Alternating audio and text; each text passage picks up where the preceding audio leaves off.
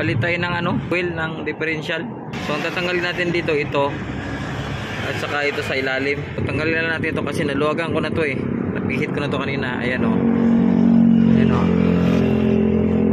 ito na rin yung pinakasukatan natin pagka umapaw dito. Ito tulad yan wala lang langis. Ay meron marami pang langis. Ang problema lang, marami nga siyang langis kaso madumi na. Iba ng kulay meron pa man, palitan pa rin natin to. Ayun maluwag na to lahat kasi may dala akong tools.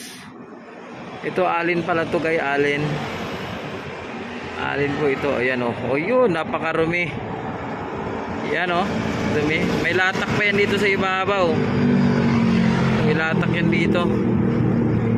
Ayan dumi. Yan. Ano pala to? Alin mga guys. Sa mga nagtatanong, alin to. Kaya matagal kong to. Dahil di ko madala yung alin. So meron naman akong alin. So napalitan na ngayon. Ayan na, patuluin muna natin yan. Ito, kung mapapansin nyo, ito marumi to.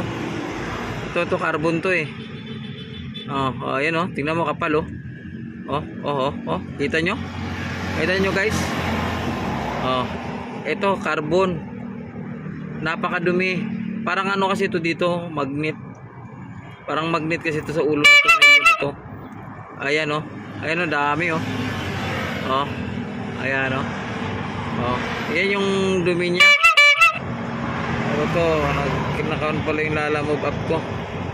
Ayan, kaya tunog ng tunog, di bali. Yan na lang. Ayan kita nyo, napakadumi.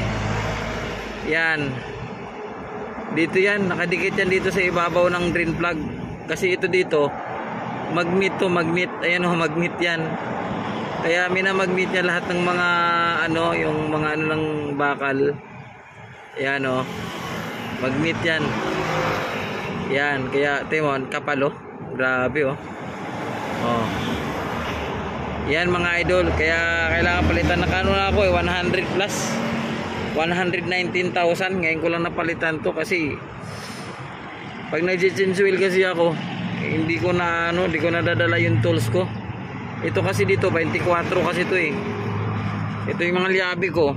Ayan yan, ito alin ko. Yan yung alin. Kasi ito yung 24 para dito.